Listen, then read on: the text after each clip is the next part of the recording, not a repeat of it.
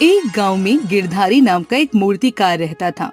उसके हाथ की बनाई गई मूर्तियां सिर्फ उस गांव में ही नहीं बल्कि आसपास के गांव में भी काफी ज्यादा मशहूर थीं, जिसकी वजह से आसपास के सभी लोग दूर दूर से उसकी मूर्तियों को खरीदने आया करते थे। असल में वो अपने हाथों का इस्तेमाल करके बड़े ही बेहतरीन तरीके से मूर्तियों को अलग अलग आकार देता था, जिसकी वजह से वो लोगों को काफी ज्यादा आकर्षित करती थी।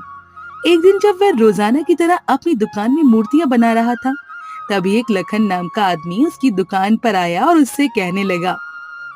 अरे गिरधारी, आखिर तुम अपने मूर्तियों को बनाने में ऐसा क्या इस्तेमाल करते हो जो तुम्हारी मूर्तियों को देखने के लिए दूर दूर से लोग यहाँ आते हैं? अरे भाई, मैं तो अपनी मूर्तियों को बनाने के लिए सिर्फ उसी मिट्टी का इस्तेमाल करता हूँ जो कि बाकी मूर्तिकार करते हैं। और रही बात मेरी मूर्तियों की खासियत की, जिसकी वजह से लोग मेरी मूर्तियों को दूर दूर से देखने के लिए आते हैं, तो उसका कारण मेरी मूर्तियों की बनावट नहीं बल्कि इसकी कीमत है। मैं सिर्फ मूर्ति के लिए लोगों से उतने ही पैसे लेता हूँ जिससे मैं मूर्ति बनाने की लागत को निकालकर अपना गुजारा कर सकूं, जिसके वजह से लोग मुझसे ही मूर्तियां खरीदते हैं। अरे गिरधारी भाई, जब तुम्हारी बनाई गई मूर्तियों के लिए तुम लोगों से ज्यादा पैसे ले सकते हो, तो आखिर तुम जानबूझकर लोगों से कम पैसे क्यों लेते हो? तुम्हारे अलावा तो यहाँ कोई और दूसरा मूर्तिकार भी नहीं है। अगर तुम ज्यादा पैसों में मूर्ति बेचोगे तो भी लोगों को तुमसे ही मूर्तियां खरीदनी पड़ेगी। हाँ, तुमने सही कहा। अगर मैं चाहूँ तो लोगों से मूर्तियों के लिए डबल पैसे ले सकता हूँ, लेकिन जब मेरा गुजारा लोगों को सस्ते कीमत पर मूर्तियां बेचकर हो जा रहा है, तो भला मैं लोगों को मजबूर करके उनसे पैसे क्यों लूं? ऐसा लाभ जो कि दूसरे का घाटा कर दे, वो लाभ मुझे नहीं चाहिए।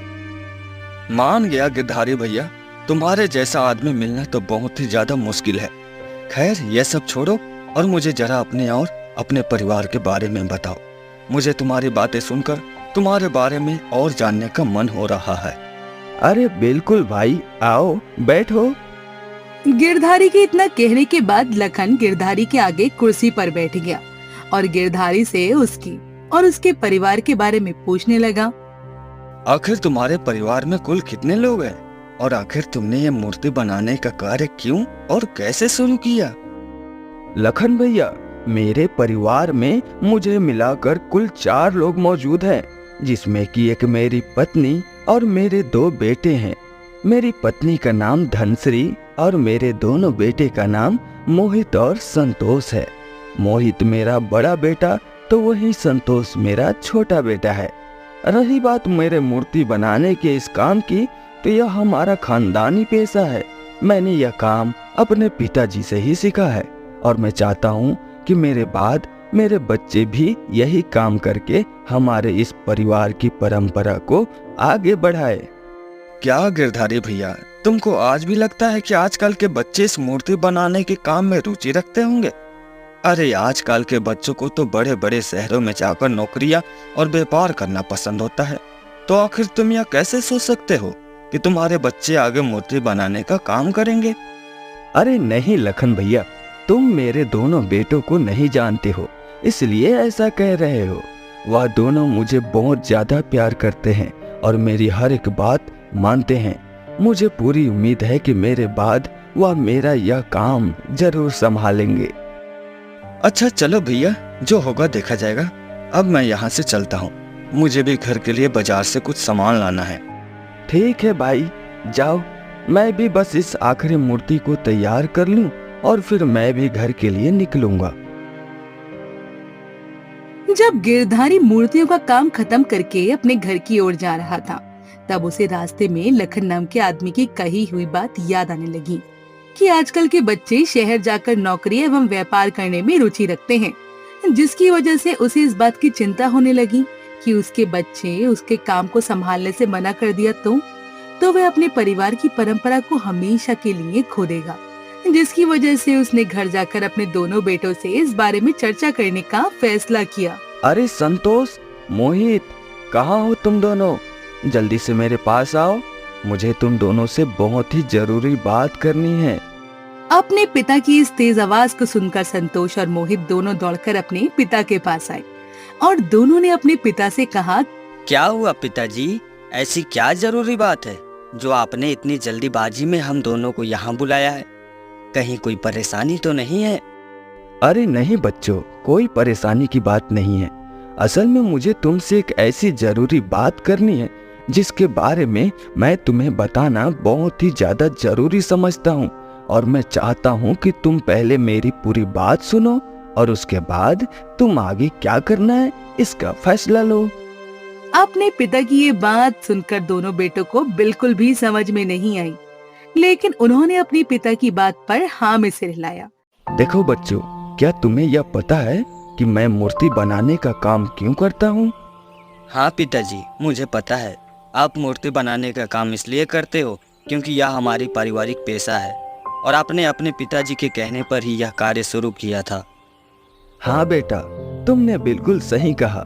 यह मूर्ति बनाने का काम हमारा पारिवारिक पेशा है और मेरे पिताजी ने ही अपने बाद ये जिम्मेदारी मुझे सौंपी थी, जिसके वजह से आज मैं मूर्ति बनाने का कार्य कर रहा हूँ। मोहित को ये सारी बातें समझ तो आ रही थी, लेकिन उसे ये बात समझ नहीं आ रही थी कि आखिर पिताजी आज ये बात उनको क्यों बता रहे हैं, जिसकी वजह से उसने अपने पिताजी से कहा, पिताजी यह बात तो ठीक है, लेकिन आखिरकार आज आप यह बात हम दोनों को क्यों बता रहे हैं? आप हमें क्या बताना चाह रहे हैं? मुझे कुछ समझ में नहीं आ रहा है। देखो बेटा, जैसे कि मैंने कहा, मेरे पिताजी के जाने के बाद मैंने मूर्ति बनाने का काम शुरू किया, वैसे ही मैं भी यह चाहता हूँ कि मेरे जाने के बाद तुम दोनों भाई भी मिलकर मूर्ति बनाने का काम करो, ताकि हमारे परिवार की परंपरा यूं ही बरकरार रहे। अपने पिता की बात सुनकर संतोष का चेहरा खुशी से चमकने लगा, क्योंकि वो हमेशा से चाहता था कि वो एक दिन अपने पिता की तरह रंग बिरंगी मूर्तियां बनाए और उनकी मूर्तियां खरीदने भी लोग दूर दूर से उनकी दुकान में आए, जिसकी वजह से उसने बिना समय गवाए अपने पिता को तुरंत इस कार्य के लिए हाँ कर दिया और अपने पिता से कहा, पिताजी, मैं हमेशा से यह चाहता था कि मैं भी आपकी तरह मूर्तियां बनाऊं जिससे कि लोग खरीदे।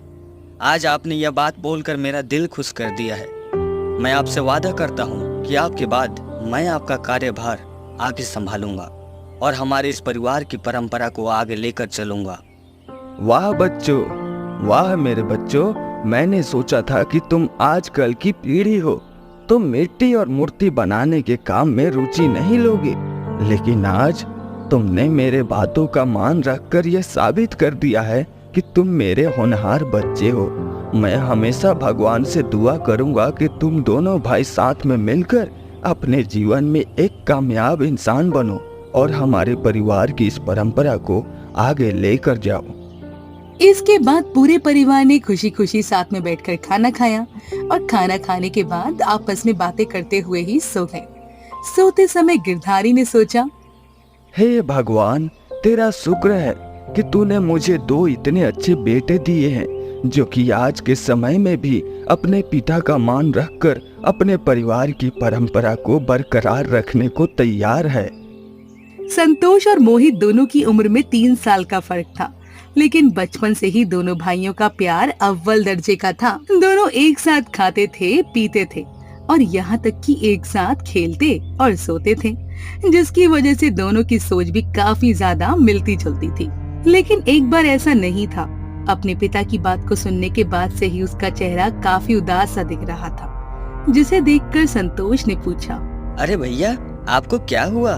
क्या आप पिताजी की बात से खुश नहीं हैं? आपको तो खुश होना चाहिए कि अब हम पिताजी की तरह मूर्तियां बना पाएंगे। अरे ऐसा नहीं है, वो तो बस मैं कुछ और सोच रहा था। तुम चिंता मत करो। अगले दिन जब गिरधारी अपनी दुकान गया तो वो अपने दोनों बेटों को भी अपने साथ ले गया, ताकि वे अभी से उसके कार्य के बारे में जानकारी प्राप्त कर सके। दोनों भाई जब दुकान पहुँचे तब गिरधारी ने उनसे कहा, देखो बच्चों, ये है मेरी मूर्ति की दुकान, जो कि अब बहुत जल्द तुम दोनों भाइयों की ही हो जाएगी, जहाँ तुम अपने हाथों से मिलकर मूर्तियाँ बनाओगे जिसे लोग दूर दूर से खरीदने आएंगे। अपने पिता की इन बातों को सुनकर संतोष के चेहरे में एक अलग ही खुशी झलक रही थी। तो वहीं दूसरी तरफ मोहित का चेहरा वैसा का वैसा ही बना हुआ था, जिसे देखकर उसके पिताजी ने उससे पूछा, अरे मोहित, तुम्हें क्या हुआ? देखो संतोष कितना ज्यादा खुश है, लेकिन तुम हो कि अपना मुंह लटकाए हुए हो। क्या तुम्हें मूर्ति बनाने के कार्य में रुचि नहीं? नहीं पिताजी, ऐसी कोई बात नहीं है।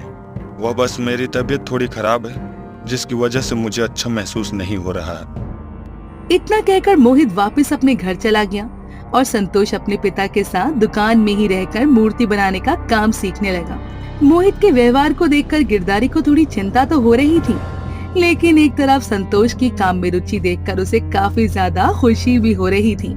इसलिए उसने फिलहाल मोहित के व्यवहार को नजरअंदाज कर दिया और सोचा कि सच में उसकी तबीयत खराब होगी। जिसके बाद संतोष को मूर्ति बनाते देख गिरधारी ने उससे कहा, देखो संतोष बेटा, मैं चाहूंगा कि मेरे बाद तुम मुझसे भी अच्छी मूर्तियां बनाओ, जिसे कि लोग दूर दूर से आकर खरीदे।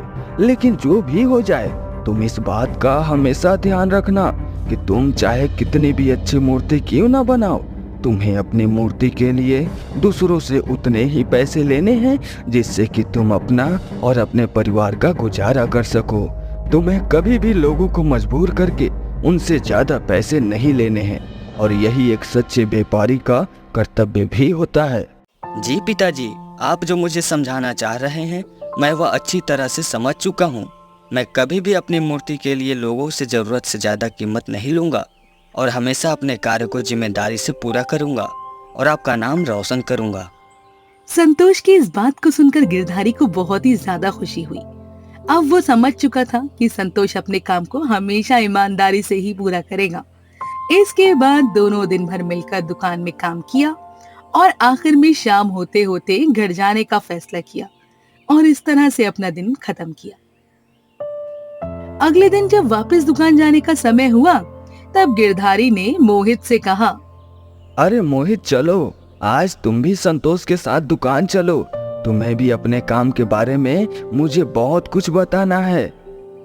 नहीं पिताजी, आज मुझे बिल्कुल भी अच्छा नहीं लग रहा है, इसलिए मैं आज दुकान पर नहीं जा सकता। आप और संतोष मिलकर ही आज दुकान चले जाइए, मैं बाद में दुकान आ जाऊंगा। चलो ठीक है, अगर तुम्हारी तबीयत ठीक नहीं है तो मैं तुम्हें दुकान चलने के लिए जबरदस्ती नहीं करूंगा। अगर तुम्हें अच्छा लगे तो बाद में तुम खुद ही दुकान आ जाना, वरना हम कल से साथ में दुकान जाया करेंगे। इसी तरह कुछ सालों का समय बीत गया। मोहित और संतोष दोनों अपने पिता के साथ दुकान जाकर मूर्ति बनाने का कार्य सीखा करते। लेकिन जब धीरे धीरे गिरधारी की उम्र बढ़ रही थी, जिसकी वजह से उसकी तबीयत भी खराब रहने लगी थी। अब वो वक्त कभी भी आ सकता था जब वह अपने प्राणों को त्याग दे, जिसकी वजह से अब वह मूर्ति बनाने का काम भी छोड़ चुका था। एक दिन अपने पिता की ऐसी हालत देखकर संतोष ने अपने पिता से कहा, पिताजी, अब आपकी उम्र काफी ज्यादा हो चुकी है और अब आप काफी ज्यादा बीमार भी रहने लगे हैं। अब वक्त आ चुका है कि आप मूर्ति बनाने के कार्य से पूरी तरह से छुट्टी ले लें। अब हम बड़े हो चुके हैं, हम दोनों मिलकर आपकी मूर्ति बनाने के कारोबार को संभाल सकते हैं।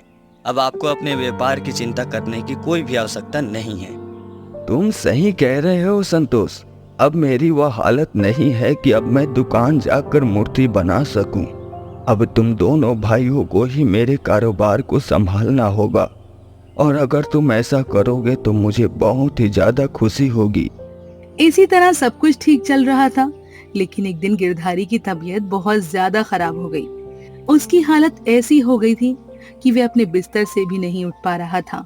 उसने अपनी पत्नी धनश्री को कहकर अपने दोनों बच्चों को पास बुलाया, और जैसे ही उसके दोनों बच्चे उसके सामने आए, उसने बड़े ही सहमे हुए आवाज में उनसे कहा, देखो बेटा, अब वह वक्त आ चुका है जिस वक्त के लिए मैंने तुम्हें आज से कुछ साल पहले ही तैयार कर दिया था।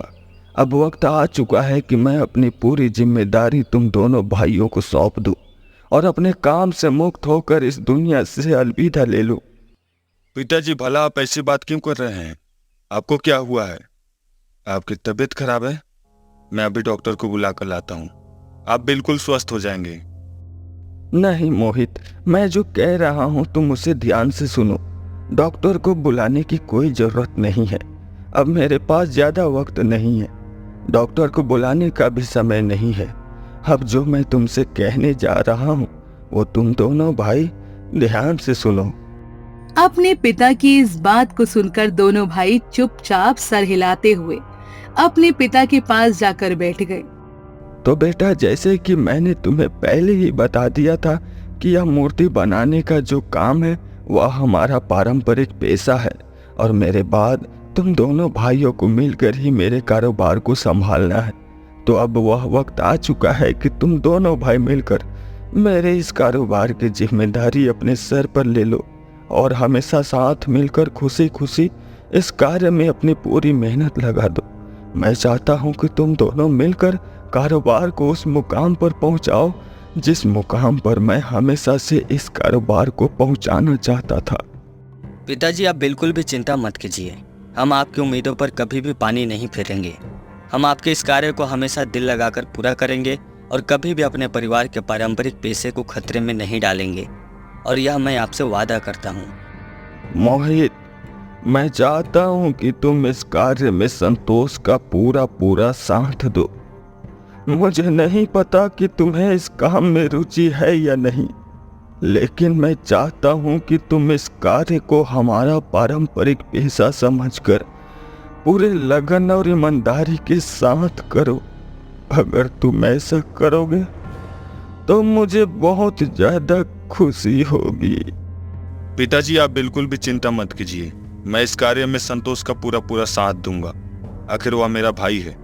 आखिर मैं उसे अकेला कैसे छोड़ सकता हूँ। मैं आपसे वादा करता हूँ कि मूर्ति बनाने के कार्य को पूरी ईमानदारी और लगन से करूंगा। अपने दोनों बच्चों की इस बात को सुनकर गिरधारी को बहुत ज्यादा खुशी हुई। उसने एक गहरी सांस ली। उसने अपने बिस्तर पर ही दम तोड़ दिया, जिसे देखकर दोनों बच्चों की आंखों में आंसू टपकने लगे। वहीं दरवाजे पर खड़े होकर धनश्री भी अपने पति और बच्चों की बातें सुन रही थी, जिसकी वजह से अपने पति की मौत को देखकर वो भी फूट फूट के रोने लगी। तभी मोहित अपनी भाई और माँ से कहता है, माँ और भाई, आप दोनों मेरी बात ध्यान से सुनो। अब पिताजी हमारे बीच नहीं रहे हैं। अब यह वक्त कमजोर होने का नहीं है। हमें अपनी हिम्मत दिखानी होगी और पिताजी का अंतिम संस्कार पूरा करना होगा। धनश्री और संतोष को भी पता था कि वे अब रोकर और ज्यादा समय बर्बाद नहीं कर सकते, इसलिए उन सभी ने मिलकर अपने पिता गिरधारी का अंतिम संस्कार पूरा किया और सारी रस्में पूरी करके रात तक घर वापस आ गए। जिसके बाद धनश्री ने अपने दोनों बच्चों से कहा, देखो बच्चों, अब तुम्हारे पिता इस दुनिया में नहीं रहे और अब तुम दोनों भाइयों को अकेले ही उनके कारोबार के साथ साथ इस घर को भी संभालना होगा, क्योंकि मैं कल ही अपने मायके वापस जा रही हूँ, जिसकी वजह से अब तुम दोनों भाइयों को मिलकर ही इस घर और कारोबार की पूरी जिम्मेदारी अपने सर पर लेनी होगी। मुझे उम्मीद है कि तुम मेरी बातों का मान रखोगे और अपने पिता से किए गए वादे को जरूर पूरा करोगे। मोहित और संतोष दोनों को ही ये बात पता थी कि अपने पति की मौत की वजह से उनकी माँ की हालत काफी ज्यादा खराब है और उसकी वजह से उन दोनों ने ही अपनी माँ को मायके जाने से नहीं रोका और साथ ही साथ दोनों ने वादा भी किया कि वे घर और कारोबार की जिम्मेदारियों को अच्छे से पूरा करेंगे। अगले दिन से दोनों भाई मूर्ति बनाने का काम करने के लिए दुकान जाने लगे, जहाँ पहुंचकर संतोष और मोहित दोनों ही मूर्ति बनाने का काम शुरू करने लगे। तभी उनकी दुकान पर एक राम नाम का एक ग्राहक आता है। अरे मोहित और संतोष, मैं राम हूँ। मैं तुम्हारे पिता का बहुत अच्छा दोस्त था। मुझे उनकी मौत के बारे में सुनकर बहुत दुख हुआ। मुझे एक मूर्ति चाहिए जिसे कि मैं अपने घर में सजाने के लिए इस्तेमाल कर सकूं।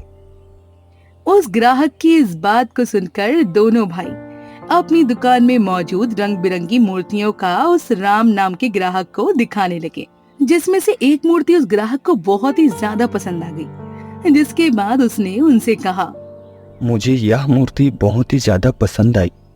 मैं इसे ही खरीदना चाहता हूँ। इसकी कीमत क्या है?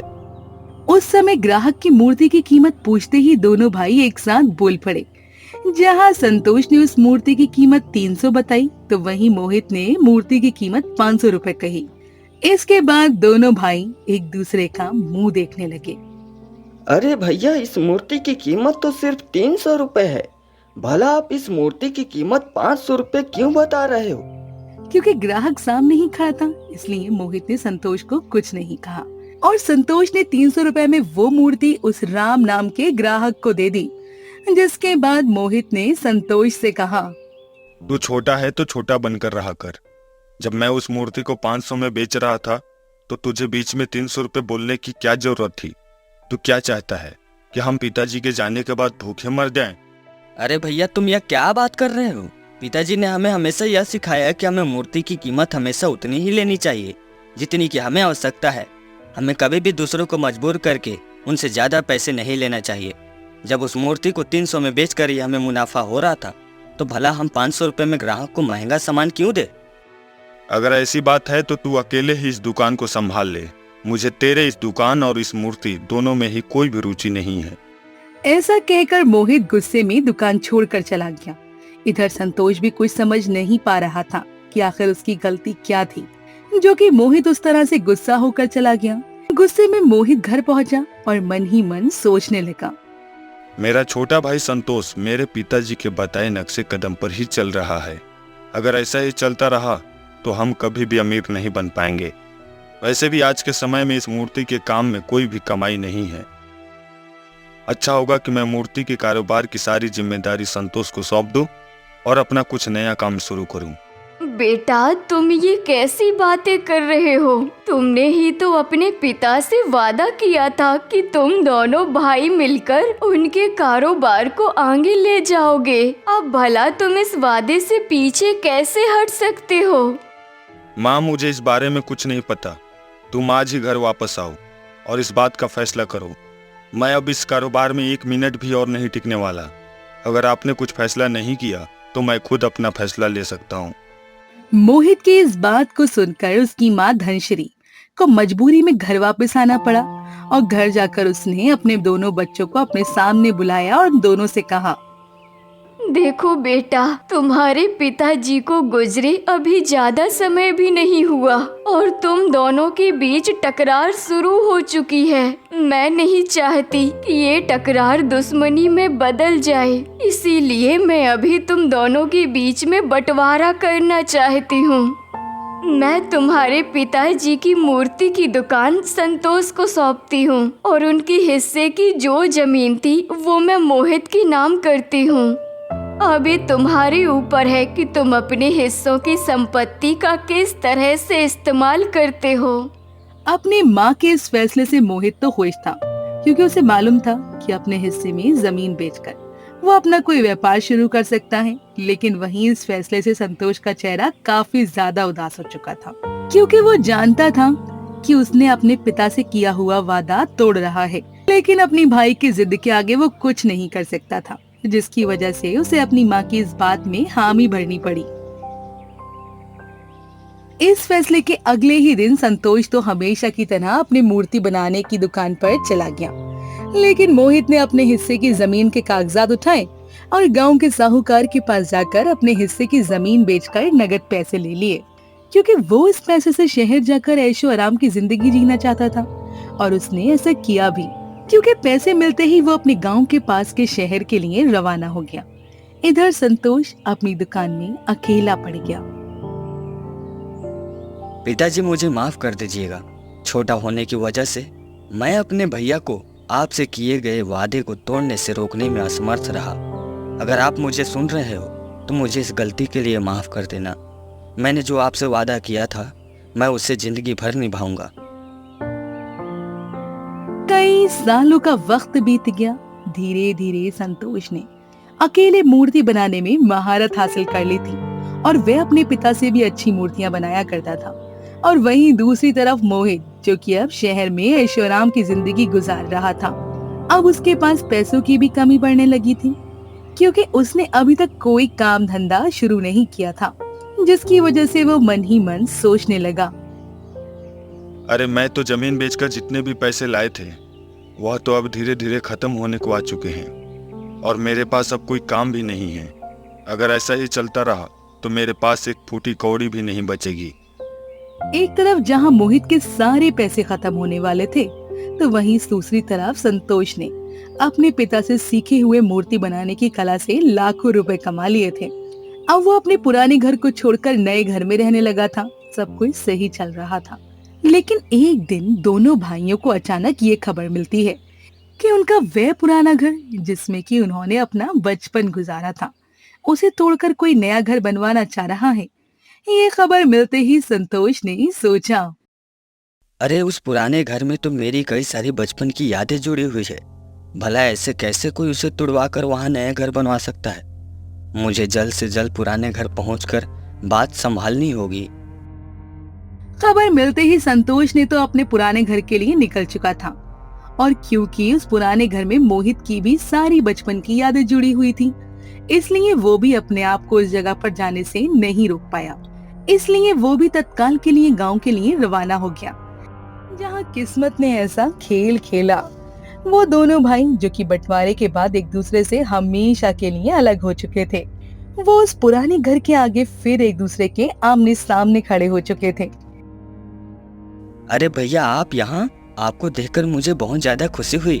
मुझे विश्वास था कि एक न एक दिन आप यहाँ वापस जरूर आओगे। संतोष के इतने प्यार से ऐसे शब्द कहने के बावजूद भी मोहित ने संतोष को उसके कहे शब्द का कोई जवाब नहीं दिया, और वो चुपचाप अपने उस पुराने घर की ओर देखने लगा, जिसे संतोष को काफी ज्यादा बुरा लगा।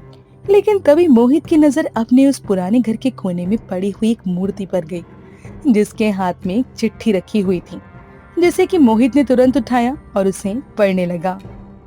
बेटा, मैं नहीं जानता कि यह चिट्ठी तुम्हें कभी मिलेगी या नहीं, क्योंकि अब मेरे पास ज्यादा वक्त मौजूद नहीं है। तुम दोनों मेरे सगे बेटे हो, और मैं चाहता हूँ कि तुम दोनों भाई मेरे जाने के बाद हमेशा उसी तरह एक दूसरे का साथ देते रहो, जैसा कि तुम बचपन से ही अपनी जवानी तक देते आए हो। मैं चाहता हूँ कि मेरे जाने के बाद तुम दोनों भाई मेरे कारोबार को एक साथ मिलकर आगे लेकर चलो, क्योंकि तुम दोनों के बिना मेरी और मेरे कारोबार दोनों का कोई भी अस्तित्व नहीं है। मैं नहीं चाहता कि मेरे जाने के बाद तुम दोनों भाइयों के बीच बंटवारे की दीवार आ जाए और तुम्हें हमेशा के लिए एक दूसरे से अलग कर दे। अगर ऐसा कुछ होता भी है तो मैं चाहूंगा कि भाई होने के नाते तुम एक दूसरे को माफ करो और हमेशा अपने रिश्तों में माफी को प्राथमिकता दो।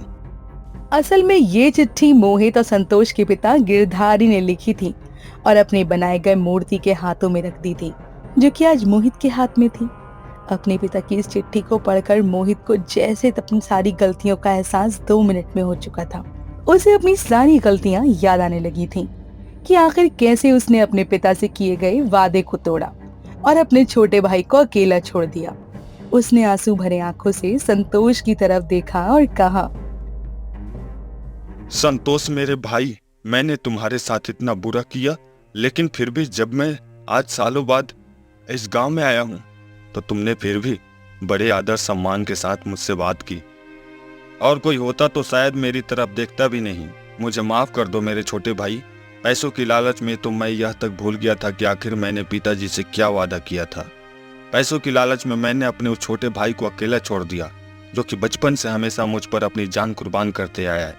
मेरी गलतियां शायद ही माफ करने लायक हो, लेकिन एक बड़े भाई होने के नाते मेरी तुमसे यह गुजारिश है कि हो सके तो अपने इस बड़े भाई को माफ कर देना। अरे भैया आप ये कैसी बात कर रहे हैं। माना कि आपने गलती की है, लेकिन आप आज भी मेरे बड़े भाई हैं। मैंने बचपन में न जाने कितनी सारी गलतियां की थी और हर गलती पर आपने मुझे माफ कर दिया था। आज अगर आपसे गलती हुई है तो छोटा भाई ही सही, लेकिन मेरा भी फर्ज बनता है कि मैं आपकी इस गलती को माफ कर दूं। अपने छोटे भाई के मुंह से इस बात को सुनकर मोहित फूट फूट कर रोने लगा और कहा कि तुम जैसा छोटा भाई भगवान सबको दे। दोनों भाइयों ने मिलकर अपने उस पुराने घर को टूटने से भी बचा लिया था। अब दोनों भाई मिलकर मूर्ति बनाने का काम किया करने लगे।